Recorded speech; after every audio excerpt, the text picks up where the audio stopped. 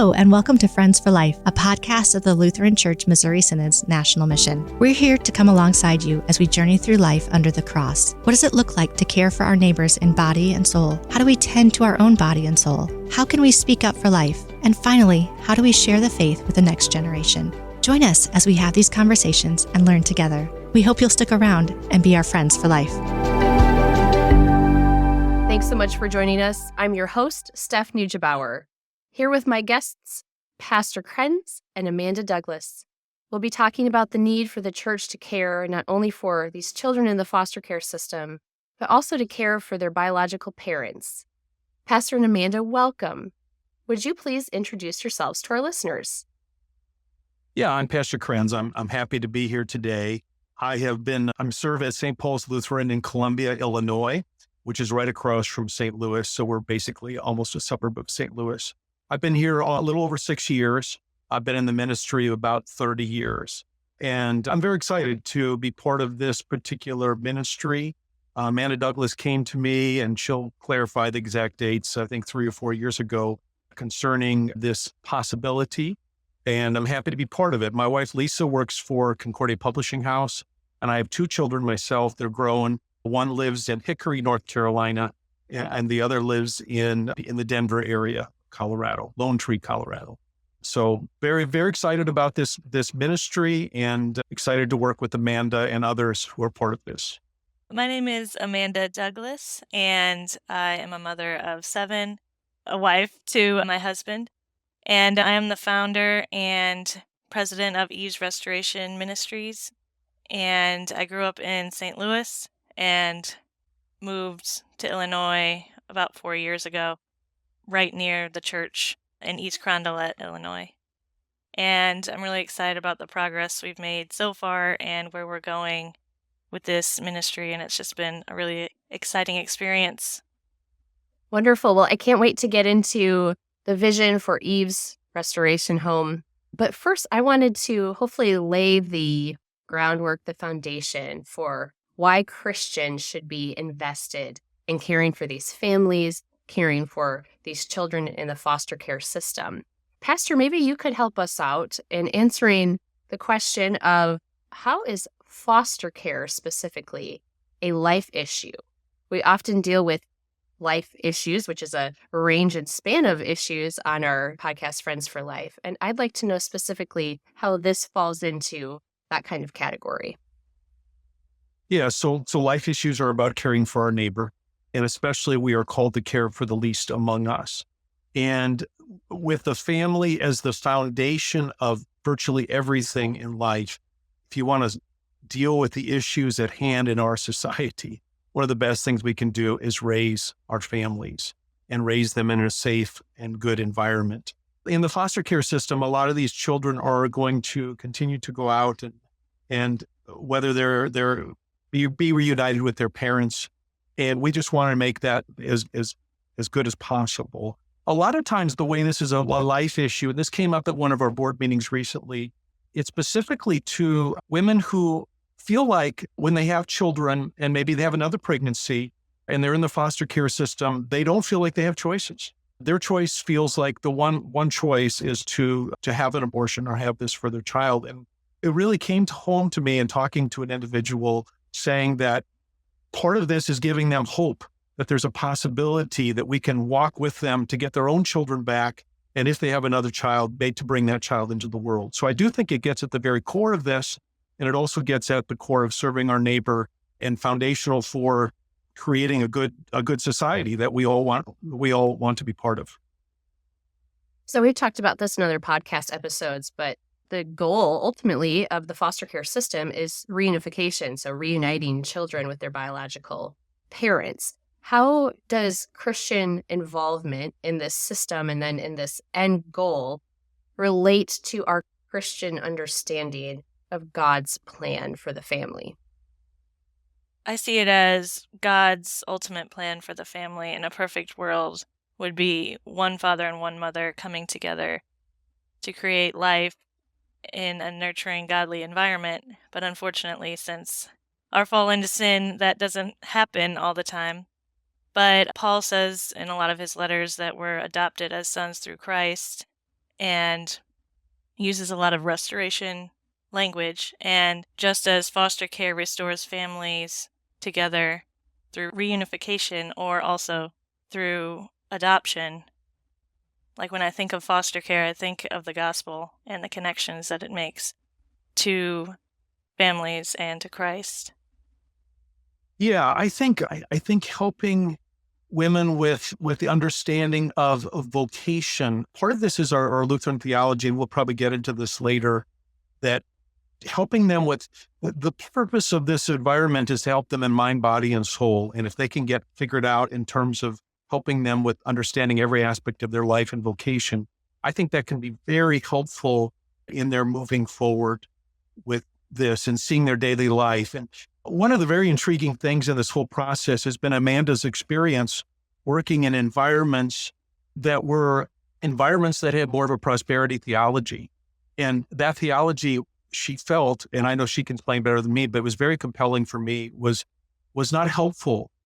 I even felt like this in doing prison ministry, that the theology of restoration, the gospel message, freeing people up at the very foundation, helps in every aspect of their lives. And I think with these women, it will be, and their families, very, very beneficial. But Amanda's got some background with this that I thought was very helpful of why we need something like this, that our evangelical friends and some of the more Pentecostal backgrounds are commendable that they're seeking to do this more.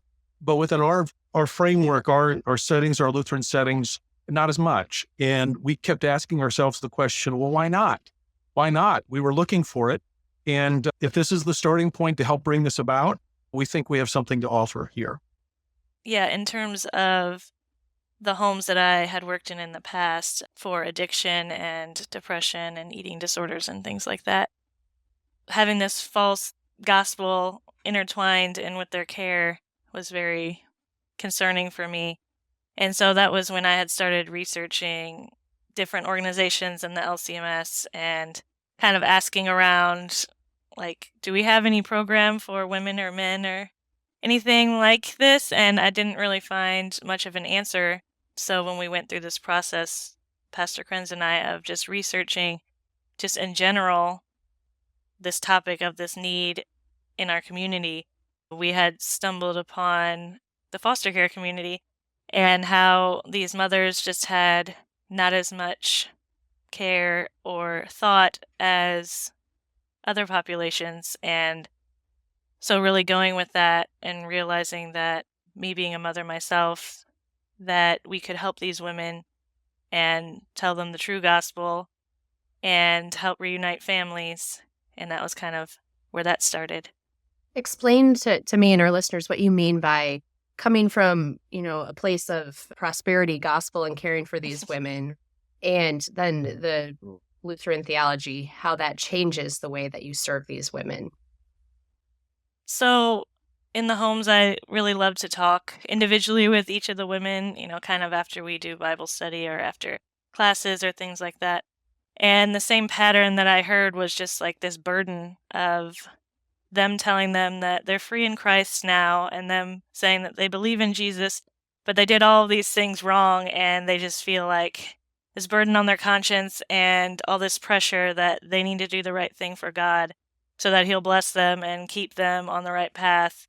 And if they don't, then they'll be punished. And kind of that whole tone, and kind of how they can help heal themselves if they just believed strong enough. And it really made me want to especially implement in our program confession and absolution by LCMS pastors, private confession, and really emphasizing that, because even if, they hear the gospel and they believe that burden on their conscience when they've done so many things that, weren't godly, they could have that burden lifted. And I think that's very important, and that was something that I really felt was lacking in the two homes that I had worked in. And just as my experience as a pastor, I have found it very, very difficult to find, for people that are struggling with foster home things, but even addiction issues or whatever, finding Christian homes or places where it's first hard to access that. And then to find places that are good quality that you can get help with it. It's just very, very difficult. And we've heard from people, we've tried numerous different homes, not maybe on the foster home issue, but on addiction issues. Just finding a good, solid place is really difficult. And so part of this process is our understanding of mind, body, and soul working together with all of that. We really do see that there's a need for this out there. I agree. So please explain what the goal, the vision of Eve's Restoration Home is. It's my understanding that this is currently a vision that is coming to life, but is not currently open to women and their children as of yet. Is that correct? Yes, that's correct. So we're still in the startup process, and we plan to open in 2028. So we kind of have had this longer runway so that we could do thorough research and then go into another phase of really finding a board and committee members that are passionate about this issue of pro-life, foster care, bio moms, addiction, all of the things, and really focusing on professionals and those with this type of experience.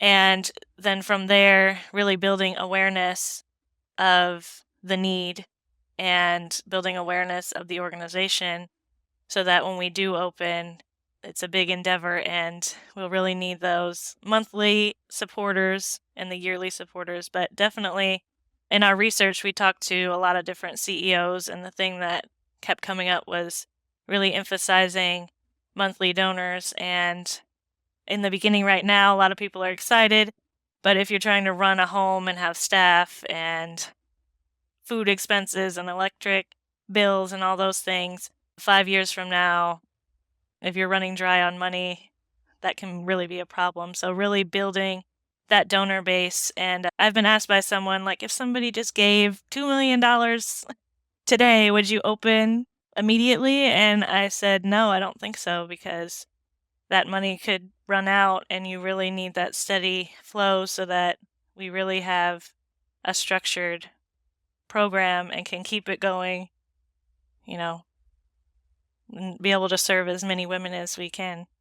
So I think the idea is initially to do a home for about 3 to 6 women with a building that would be near one of the vicinities of our churches. It could be near St. Paul's.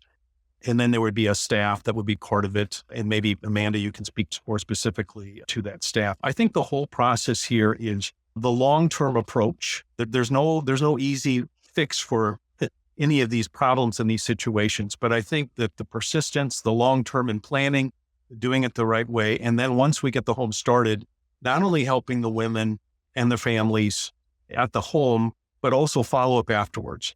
Really, that's, I think, one of the real set apart things is our intention to follow up afterwards with this. And then the involvement, and we'll talk about this, I'm sure, a little bit later, the involvement of our churches within that environment.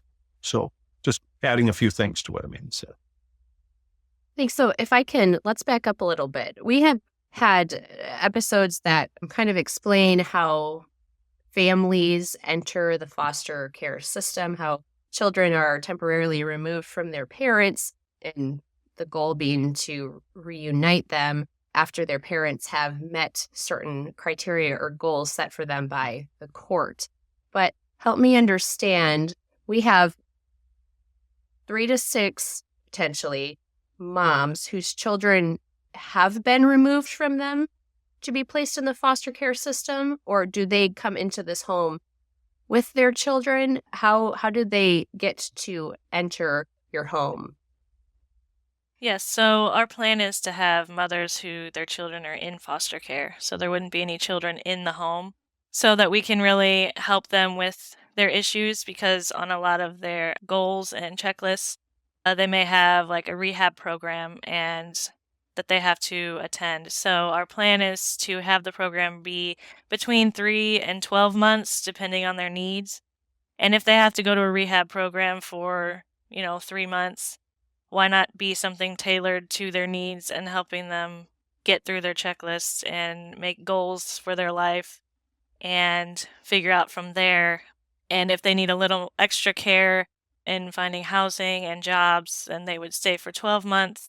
And our program would kind of be a stepping stone for these women because they couldn't reunify with their children while they were in our home, but they could get the resources that they need. And so when they jump into their own place, they can have a safe environment for their child, and we can come alongside them in the process all the way through after they leave our home with the aftercare to prevent reentry and to kind of help them fully reunify. So this is not a replacement for the rehab programs that they would need to enter or necessarily any way to address why their children were taken from them. Is that correct?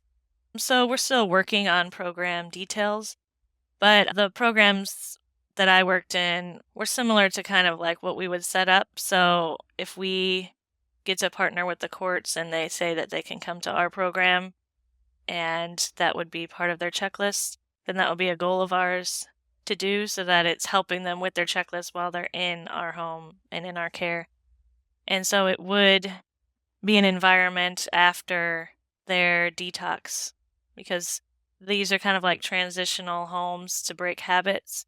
And so when they go into like a detox program, then they're fully off of whatever substances they're on, and then they can come into the home and learn new habits and kind of be in a bubble environment for a few months in order to work through some of their issues. But since not all mothers might not have that issue, it could be a range of issues. We kind of want to tailor the program to each mother. And the second home I worked at, they had women together with all kinds of different issues, and I appreciated that because they had a lot of structure and a lot of rules, and it really kept things in place so that they could do the same program, but it could be tailored to their specific needs as far as rules and habit breaking and things like that. And so this idea of having a bunch of women with multiple different issues in a home, I think it could be doable in that sense. So just tailoring it 3 to 12 months depending on what that particular mother needs and what their particular goals with the courts are. Let me add that there's a dream with this whole thing. We're calling it Eve's Restoration Home, but also Eve Restoration Ministries. The dream is that down the road, there would be homes for people dealing with eating disorders, homes for people dealing with drug and alcohol rehabs. Now that's down the road, but that's an overarching dream that this format could be used to lead into something like that down the road. Why is it called Eve's Restoration Home or Eve's Restoration Ministry? How does the name imply what your goal is? So I had been thinking of names, and I landed on Eve because she was the first mother, the mother of all living. And I kind of joke that she made a mistake in the beginning, although, Adam was in on that too. But that, mothers make mistakes, and ultimately the two part to the name is restoring mothers with their children, but also helping to restore the relationship between those mothers and children and God through Christ and through the Holy Spirit. So kind of twofold in the name, restoring to God and restoring to family. I am assuming that with the name Eve's Restoration Ministries that you are specifically tailoring your services and your programming to the women. What kind of help would there be for the father that might be involved if this is a married couple? What might that look like? In the beginning, we were trying to just narrow down our focus on the mothers, but we have definitely talked in our meetings about having things for the fathers as well, the ones that may need help. But since we had to start somewhere, we're focusing on the moms. But as we develop our program, since it's not at that stage yet, we are going to talk and discuss about how to include the fathers and other family members as well. Part of our research was there was such a broad way that we wanted to help people, and Amanda wanted her vision to help people, that everybody said, you really need to narrow this down to a particular people. And we found that in our area where we're at, the second highest group of women are in foster care, children in foster care in the state of Illinois is in our area. So it really helped us to kind of see, okay, we can help in that area specifically tied to this. Wonderful. You had said, Pastor, that the hope is to have this building in close proximity to a Lutheran congregation. So the goal would be, as you said, to care for these women in body, mind, and spirit. And that's done with the programming that you offer, but also the proximity to word and sacrament ministry. So how would it look if St. Paul were to be that congregation that was in close proximity? What would the involvement of your congregation or your pastoral care be? Yeah, and I appreciate that question. I think one of the things we have at our congregation right now is a food pantry that really does serve a number of people on a regular basis. And so our congregation's used to doing a ministry out towards the community that's connected to that. Well, a couple things. One would be the Lutheran pastors would be regularly going in our area, in our circuit. The hope is they would take turns on a regular basis, going in, doing Bible study, confession and absolution on that end. Secondly, how giving rides to maybe to a job in the area, giving rides to church. So having ways that we could give rides to church. A third way that could help is just keeping the building up. So having a committee that would be in charge of just making sure that the building and the structures are there and we have enough things for the kitchen and the living room, all kinds of just material things that our people could be involved with there. You have to be a little bit careful because there's some boundaries that are created with what, and Amanda could speak to this more about how connected lay people can be with these situations and with the people. But I think there's a lot of leeway within that this could be a way that we could really specifically help. And I might add too, that one of the ways I think in thinking of these ministries that might be helpful is to think of it in terms of the body of Christ and the least among us and how they're absolutely essential for the church and for the life. That we assume that many of these women and their families will be Christian, maybe struggling in a lot of areas of life, as all Christians do, but that we will gain also from our interactions with the body of Christ, and that when Paul writes about the least being the most significant, taking it from that approach as opposed to this idea that we're standing up high and we're doing a great things, pat us on the back type of thing, but that we will learn and grow also from their life and their faith and work in that setting. So just an extra thought there. Absolutely.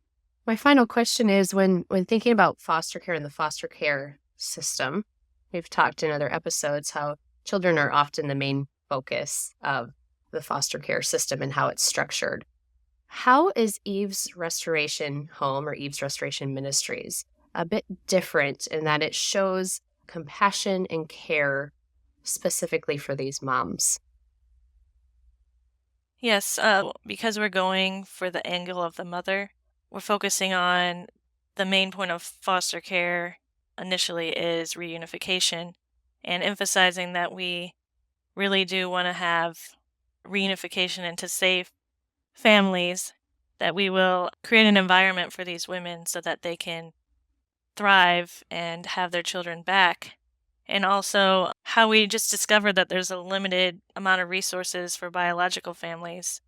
And how is the system going to improve if there's limited resources for them? And we believe it's through care and compassion on the biological family members and starting with them and helping them, because I've heard many people say that the process is very overwhelming.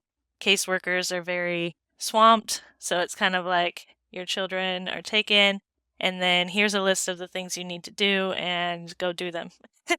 And so if you don't have the support or the structure or those kinds of things, how really are you going to cope, or how are you really going to help in restoring these families? So we think that children deserve a safe and nurturing home, and if it can be with their biological family members, studies have shown that that's the best place for them. And adoption is wonderful, and we really appreciate foster care and all of those things.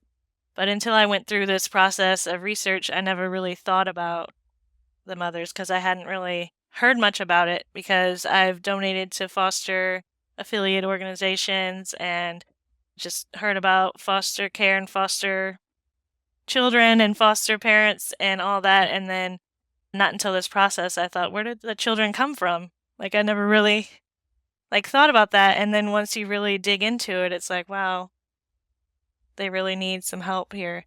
So that's our goal with this ministry, is to really help them and then help them reunite with their children. So if I'm sitting here in Paragould, Arkansas, Northeast Arkansas, and I'm not really in proximity to where Eve's Restoration Home will be, I'm listening and I'm thinking, this is a wonderful vision, a wonderful idea. I'd love to be able to serve and partake in some way. How could listeners pour into this ministry or care in their local areas for these mothers? What are some ideas that you might have? Because unfortunately, we don't have 2 Eve's Restoration homes. We don't have an Eve's Restoration home in each state, of course. So how can our listeners be involved?